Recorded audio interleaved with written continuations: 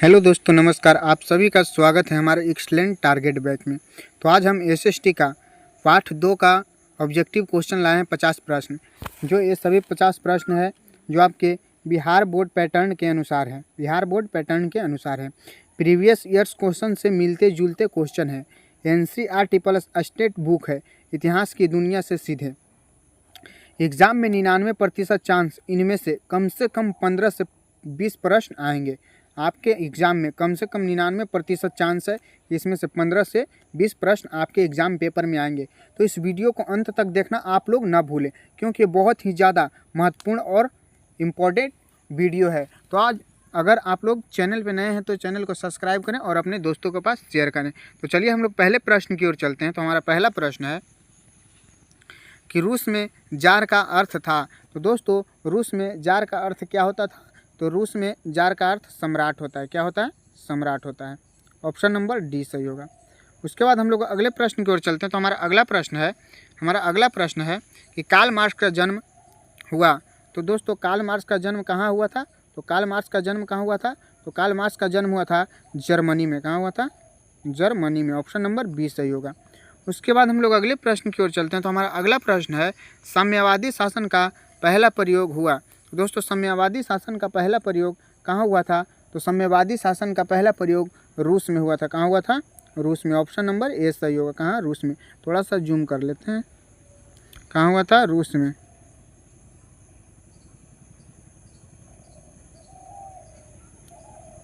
साम्यवादी शासन का पहला प्रयोग कहाँ हुआ था? रूस में। अब हम लोग अगले प्रश्न की ओर चलते हैं। तो हमारा अगला प्रश्न है दास कैपिटल किसकी रचना है?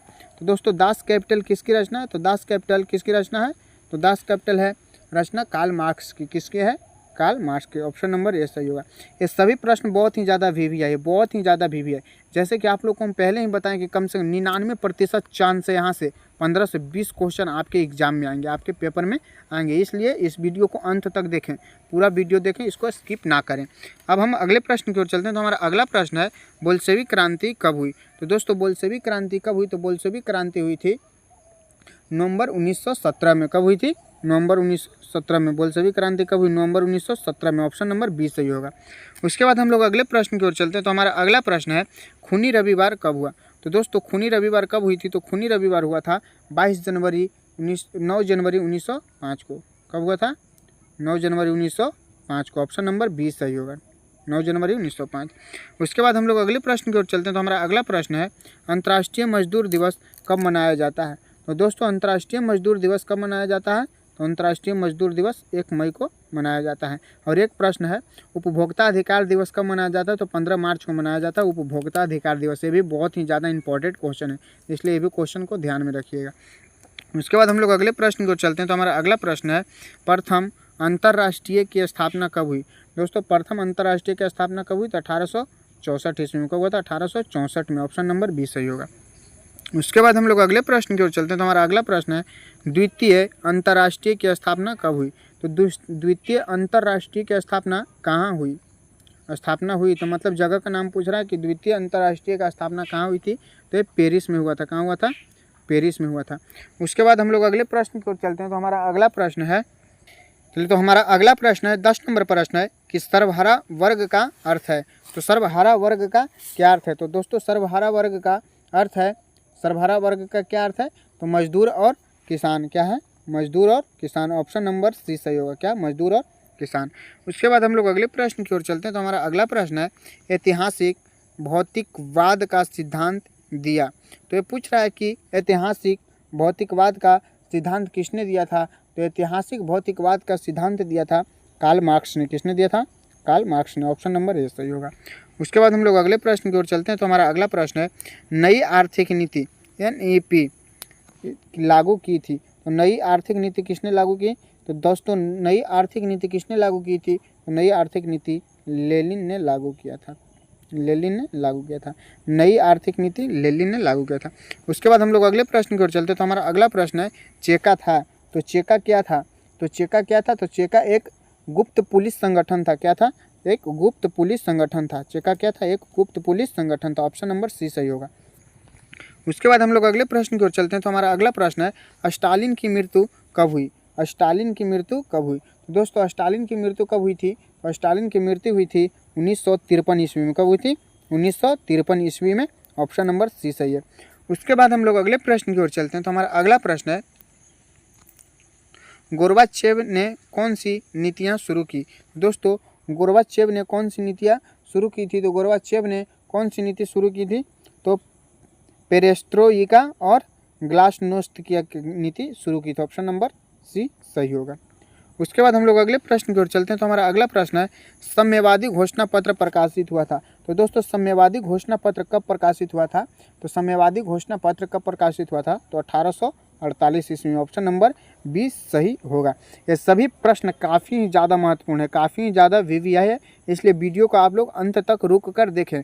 इस वीडियो को बिल्कुल देखना ना भूलें। अगर भूल कर भी वीडियो को छोड़िएगा तो कम से कम आपके 10 नंबर तो कम से कम यहाँ से चले जाएंगे।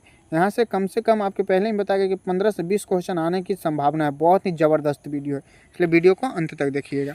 अब हम अगले प्रश्न की बात करते हैं। तो हमारा अगला प्रश्न है, फरवरी क्रांति हुई थी? तो दोस्तों फरवरी क्रांति हुई थी, तो फरवरी क्रांति कब हुई थी? तो फरवरी क्रांति कब हुई थी?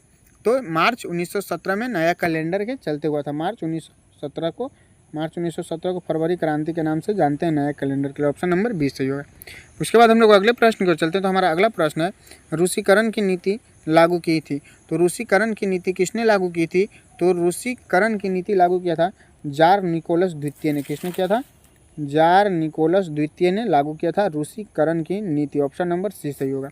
उसके बाद हम लोग अगले प्रश्न की बात करते हैं। तो हमारा अगला प्रश्न है, मार्क्सवाद का जनक कहा जाता है? तो दोस्तों मार्क्सवाद का जनक किसे कहा जाता है? तो मार्क्सवाद का जनक किसे कहा जाता है? तो कार्ल मार्क्स को कहा जाता है। किसे कहा जाता है? Karl Marx. Option number A सही होगा, Karl Marx. Option number A. उसके बाद अगले प्रश्न की बात करते हैं। तो हमारा अगला प्रश्न है और प्रश्न नंबर 20 है, यूटोपियन समाजवाद के प्रवर्तक थे? यूटोपियन समाजवाद के प्रवर्तक कौन थे? तो सेंट साइमन थे। कौन थे? Saint Simon. ऑप्शन नंबर 20 सही होगा। अब हमारा 20 प्रश्न कंप्लीट हुआ, तो आप लोग कमेंट में बताएं कि आप लोगों को 20 में कितने प्रश्न सही हैं, और इस वीडियो को पूरा देखें क्योंकि आज का वीडियो बहुत ही ज़्यादा इम्पोर्टेंट है। उसके बाद हम लोग अगले प्रश्न की ओर चलते हैं। तो हमारा अगला प्रश्न क्या कहता है, रूसी सोशल मीडिया डेमोक्रेटिक पार्टी की स्थापना हुई थी? तो पूछ रहा है दोस्तों, रूसी सोशल मीडिया डेमोक्रेटिक पार्टी की स्थापना कब हुई? तो दोस्तों डेमोक्रेटिक पार्टी की स्थापना कब हुई थी? तो 1898 ईस्वी में हुई थी। डेमोक्रेटिक पार्टी की स्थापना कब हुई थी? 1898 ईस्वी में। ऑप्शन नंबर 20 सही होगा, 1898। उसके बाद हम लोग अगले प्रश्न की ओर चलते हैं। तो हमारा अगला प्रश्न है, बोल्शेविक का अर्थ है? तो बोल्शेविक का अर्थ क्या होता है दोस्तों? तो बोल्शेविक का अर्थ होता है बहुमत। क्या होता है? बोल्शेविक का अर्थ क्या होता है? बहुमत। ऑप्शन नंबर 20 सही होगा। उसके बाद हम अगले प्रश्न की बात करते हैं। तो हमारा अगला प्रश्न है, मेनसेविक किस वर्ग के पक्षधर थे? तो मेनसेविक किस वर्ग के पक्षधर थे? तो मेनसेविक मध्यम वर्ग के पक्षधर थे। मध्यम वर्ग के पक्ष में रहते थे। किसके पक्ष में? मध्यम वर्ग। ऑप्शन नंबर सी सही होगा। उसके बाद हम लोग अगले प्रश्न की ओर चलते हैं। तो हमारा अगला प्रश्न है, शीत युद्ध किनके बीच हुआ था? तो दोस्तों शीत युद्ध किनके बीच हुआ था? तो शीत युद्ध यूए और यूएसएसआर के बीच हुआ था। किसके बीच हुआ था? यूएसएस और यूएसएसआर के बीच हुआ था। उसके बाद हम लोग अगले प्रश्न की ओर चलते हैं। तो हमारा अगला प्रश्न है, अगला प्रश्न हमारा क्या है? तो हमारा अगला प्रश्न है, ग्लासनोस्त का अर्थ क्या है? तो ग्लासनोस्त का अर्थ क्या होता है दोस्तों? तो इसका होता है, ग्लासनोस्त का अर्थ होता है खुला पान। क्या होता है? खुला पान। ऑप्शन नंबर 20 सही होगा। उसके बाद हम लोग अगले प्रश्न की ओर चलते हैं। तो हमारा अगला प्रश्न है, पेरेस्ट्रोइका का अर्थ क्या है? तो पेरेस्ट्रोइका का अर्थ क्या होता है? तो पेरेस्ट्रोइका का अर्थ होता है पुनर्गठन। क्या होता है? पुनर्गठन। ऑप्शन नंबर ए सही होगा। उसके बाद हम लोग अगले प्रश्न की ओर चलते हैं। तो हमारा अगला प्रश्न है, सोवियत संघ का विघटन हुआ? दोस्तों ये पूछ रहा है कि सोवियत संघ का विघटन कब हुआ? तो सोवियत संघ का विघटन कब हुआ था? 1991 ईस्वी में हुआ था। कब हुआ था? 1991 ईस्वी में। ऑप्शन नंबर 20 सही है। उसके बाद हम लोग अगले प्रश्न की ओर चलते हैं। तो हमारा अगला प्रश्न है, अंतर्राष्ट्रीय महिला दिवस कब मनाया जाता है? तो दोस्तों अंतर्राष्ट्रीय महिला दिवस कब मनाया जाता है? तो 8 मार्च को मनाया जाता है। कब मनाया जाता है? 8 मार्च को मनाया जाता है। ये बहुत ही ज़्यादा वीवीआई प्रश्न है आपके एग्जाम के लिए, बहुत ही ज़्यादा वीवीआई प्रश्न है। इस पर आप जितना वीवीआई लिखना है लिख सकते हैं। ये और पीछे वाला प्रश्न था जो सोवियत संघ का विघटन कब हुआ था? 1991 ईस्वी में सोवियत संघ का विघटन हुआ था। ये दोनों ही प्रश्न बहुत ही ज़्यादा इंपॉर्टेंट है आपके एग्जाम की दृष्टि से। उसके बाद हम लोग अगले प्रश्न की ओर चलते हैं। तो हमारा अगला प्रश्न है, साम्यवादी घोषणा पत्र के सहलेखक कौन थे? तो दोस्तों साम्यवादी घोषणा पत्र के सहलेखक कौन थे? तो फ्रेडरिक एंगेल्स थे। कौन थे? फ्रेडरिक एंगलिस। साम्यवादी घोषणा पत्र के लेखक कौन थे? फ्रेडरिक एंगलिस। उसके बाद हम लोग अगले प्रश्न की ओर चलते हैं। तो हमारा अगला प्रश्न है कि नई आर्थिक नीति लागू हुई। दोस्तों इसको पूछने का मतलब है कि नई आर्थिक नीति कब लागू हुई। तो नई आर्थिक नीति कब लागू हुई थी? तो 1921 में। कब हुआ था? 1921 में। ये भी बहुत ही ज़्यादा वीवीआई ऑब्जेक्ट क्वेश्चन आपके एग्जाम की दृष्टि से। उसके बाद अगले प्रश्न की ओर चलते हैं। तो हमारा अगला प्रश्न है दास कैपिटल को कहा जाता है। तो दास कैपिटल को क्या कहा जाता है दोस्तों? तो दास कैपिटल को समाजवादियों का बाइबिल कहा जाता है। क्या कहा जाता है? समाजवादियों का बाइबिल। ऑप्शन नंबर बी सही है। ये सभी प्रश्न आपके एग्जाम के दृष्टि से बहुत ही ज़्यादा वीवीआई है, बहुत ही ज़्यादा वीवीआई है, इसलिए आप लोग वीडियो को अंत तक देखें। उसके बाद हम लोग अगले प्रश्न की ओर चलते हैं। तो हमारा अगला प्रश्न है मार्क्सवाद के अनुसार इतिहास का छठा चरण है। तो मार्क्सवाद के अनुसार इतिहास का छठा चरण कौन है? तो मार्क्सवाद के अनुसार इतिहास का छठा चरण साम्यवादी युग है। क्या है? साम्यवादी युग। ऑप्शन नंबर सी है। कौन है? Option number C. उसके बाद हम लोग अगले प्रश्न को चलते हैं। तो हमारा अगला प्रश्न है रॉबर्ट ओवन कहाँ के निवासी थे? तो दोस्तों रॉबर्ट ओवन कहाँ के निवासी थे? तो रॉबर्ट ओवन ब्रिटेन के निवासी थे। कहाँ के थे? ब्रिटेन के। ऑप्शन नंबर बी सही होगा। उसके बाद हम लोग अगले प्रश्न की ओर चलते हैं। तो हमारा अगला प्रश्न है साम्यवाद में उत्पन्न के साधनों पर नियंत्रण होता है। तो दोस्तों साम्यवाद में उत्पन्न के साधनों पर नियंत्रण होता है तो किसका हाथ में होता है? तो ये सरकार के हाथ में होता है। किसका हाथ में? सरकार के हाथ में होता है। ऑप्शन नंबर बी सही होगा। उसके बाद हम लोग अगले प्रश्न की ओर चलते हैं। तो हमारा अगला प्रश्न है मार्क्स के अनुसार इतिहास है। तो मार्क्स के अनुसार इतिहास क्या है दोस्तों?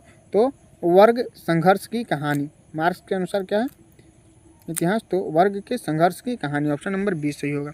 उसके बाद अगले प्रश्न की ओर चलते हैं। तो अगला प्रश्न है 1905 की क्रांति का तत्कालिक कारण क्या था? तो दोस्तों 1905 की क्रांति का तत्कालिक कारण क्या था? तो जापान से पराजय। क्या था? जापान से पराजय। ऑप्शन नंबर सी सही होगा। उसके बाद अगर हम बात करते हैं अगले क्वेश्चन को, तो हमारा अगला क्वेश्चन है लेनिन का असली नाम क्या था? तो दोस्तों लेनिन का असली नाम क्या था? व्लादिमीर क्या था? व्लादिमीर इलिच उलियानोव था। क्या था? व्लादिमीर इलियाच उलियानोव था। ऑप्शन नंबर सी सही होगा। उसके बाद हम लोग अगले प्रश्न की ओर चलते हैं। तो हमारा अगला प्रश्न है साम्यवाद में उत्पादन का उद्देश्य होता है। अगला प्रश्न हमारा साम्यवाद में उत्पादन का उद्देश्य होता है। तो दोस्तों साम्यवाद में उत्पादन का क्या उद्देश्य होता है? तो साम्यवाद में उत्पादन का उद्देश्य होता है सामाजिक कल्याण। क्या होता है? सामाजिक कल्याण। ऑप्शन नंबर 20 सही होगा। उसके बाद हम लोग अगले प्रश्न की ओर चलते हैं। तो हमारा अगला प्रश्न है स्टालिन किस पार्टी के महासचिव थे? तो दोस्तों अगला प्रश्न है कि स्टालिन किस पार्टी के महासचिव थे? तो ये कम्युनिस्ट पार्टी के महासचिव थे। किस पार्टी के? कम्युनिस्ट पार्टी के महासचिव थे। ऑप्शन नंबर बी सही होगा। उसके बाद हम लोग अगले प्रश्न की ओर चलते हैं। तो हमारा अगला प्रश्न है मार्क्स ने शिक्षा प्राप्ति की। तो दोस्तों मार्क्स ने शिक्षा प्राप्ति की थी तो बर्लिन विश्वविद्यालय से। कहाँ से? कार्ल मार्क्स ने कहाँ से शिक्षा प्राप्ति की थी? बर्लिन विश्वविद्यालय से। ऑप्शन नंबर सी सही होगा। अब हमारा 40 प्रश्न कंप्लीट हुए। अगर आप लोग अंत तक बने हैं तो बताएं कमेंट में कि 40 में कितने प्रश्न अभी तक आप लोग को सही हुआ है। उसके बाद हम लोग अगले प्रश्न की ओर चलते हैं। तो हमारा अगला प्रश्न है रूसी क्रांति के बाद रूस शुरू हुई। तो रूसी क्रांति के बाद शुरू हुई। तो रूसी क्रांति के बाद कौन सा योजना शुरू हुआ था? तो रूसी क्रांति के बाद पंचवर्षीय योजना की शुरुआत हुई थी। किस योजना की शुरुआत हुई थी? पंचवर्षीय योजना की शुरुआत हुई थी रूसी क्रांति के बाद। उसके बाद हम लोग अगले प्रश्न की ओर चलते हैं। तो अगला प्रश्न है साम्यवाद में किसका अंत होता है? तो दोस्तों साम्यवाद में किसका अंत होता है? तो साम्यवाद में निजी संपत्ति का अंत होता है। किसका अंत होता है? निजी संपत्ति का। ऑप्शन नंबर सी सही होगा। उसके बाद हम लोग अगले प्रश्न की ओर चलते हैं। तो हमारा अगला प्रश्न है मार्क्स के अनुसार अंतिम लक्ष्य है। तो कार्ल मार्क्स के अनुसार अंतिम लक्ष्य क्या होता है? तो अंतिम लक्ष्य होता है कार्ल मार्क्स के अनुसार पूंजीवाद का विनाश। पूंजीवाद का विनाश क्या है? कार्ल मार्क्स का अंतिम लक्ष्य क्या था? पूंजीवाद का विनाश। ऑप्शन नंबर 20 सही होगा। उसके बाद अगले प्रश्न की ओर चलते हैं। तो अगला प्रश्न है समाजवाद का मूल नारा दिया। समाजवाद का मूल नारा दिया। तो समाजवाद ने मूल नारा क्या दिया था? तो समाजवाद ने मूल नारा क्या दिया था? तो मूल नारा दिया था सेंट साइमन। क्या दिया था? समाजवाद का मूल नारा क्या था? Saint Simon. ऑप्शन नंबर 20 सही है। उसके बाद अगले प्रश्न की ओर चलते हैं। तो हमारा अगला प्रश्न है लाल सेना का गठन किसने किया था? तो दोस्तों लाल सेना का गठन किसने किया था? तो ट्रांस्टकी ने किया था। किसने किया था? ट्रांस्टकी ने। ये भी बहुत ही ज़्यादा वीवीआई ऑब्जेक्टिव क्वेश्चन है आपके एग्जाम की दृष्टि से। बहुत ही ज़्यादा वीवीआई ऑब्जेक्टिव है। ये 7 स्टार क्वेश्चन है आपके एग्जाम की दृष्टि से। उसके बाद हम लोग अगले प्रश्न की ओर चलते हैं। तो हमारा अगला प्रश्न है ब्रेस्ट लिटोवस्की की संधि हुई तो ब्रेट लिस्टोवक्स की संधि किन दो देशों के बीच हुई थी? तो रूस और जर्मनी के बीच हुआ था। किसके बीच हुआ था? रूस और जर्मनी के बीच हुआ था। ऑप्शन नंबर सी सही होगा, रूस और जर्मनी के बीच ब्रेस्ट लिटोवक्स की संधि हुई थी। उसके बाद हम लोग अगले प्रश्न की ओर चलते हैं। तो हमारा अगला प्रश्न है कृषि दास्ता समाप्त हुई। तो दोस्तों कृषि दास्ता कब समाप्त हुई थी? तो कृषि दास्ता समाप्त हुई थी। तो कृषि दास्ता कब समाप्त हुई थी? तो 1861 में। कृषक दास प्रथा का अंत कब हुआ था? 1861 में। या कृषि दास्ता कब समाप्त हुई? तो 1861 में। उसके बाद हम लोग अगले प्रश्न की ओर चलते हैं। तो हमारा अगला प्रश्न है वॉर एंड पीस किसकी रचना है? दोस्तों वॉर एंड पीस किसकी रचना है? तो लियो टॉल्स्टॉय की है। किसकी है? लियो टॉल्स्टॉय की है वॉर एंड पीस रचना। उसके बाद हम लोग अगले प्रश्न की ओर चलते हैं। तो हमारा अगला प्रश्न है साम्यवादी युग में होता है। तो दोस्तों साम्यवादी युग में क्या होता है? तो साम्यवादी युग में होता है वर्गहीन समाज। क्या होता है? साम्यवादी युग में होता है तो वर्गहीन समाज होता है। ऑप्शन नंबर सी सही है। उसके बाद हम लोग अगले प्रश्न की ओर चलते हैं। हमारा लास्ट प्रश्न है प्रश्न नंबर 50। तो अगर आप लोग लास्ट तक बने हैं तो कमेंट करके बताएं आप लोगों को 50 में कितने प्रश्न सही हैं, और वीडियो को अपने दोस्तों के पास शेयर करें। और 50 नंबर क्वेश्चन का जवाब आप लोग कमेंट में दीजिए। कमेंट में दीजिए 50 नंबर क्वेश्चन का जवाब आप लोग कमेंट में दीजिए। और चैनल पे नए हैं तो चैनल को सब्सक्राइब करें और वीडियो को अपने दोस्तों के पास शेयर करें।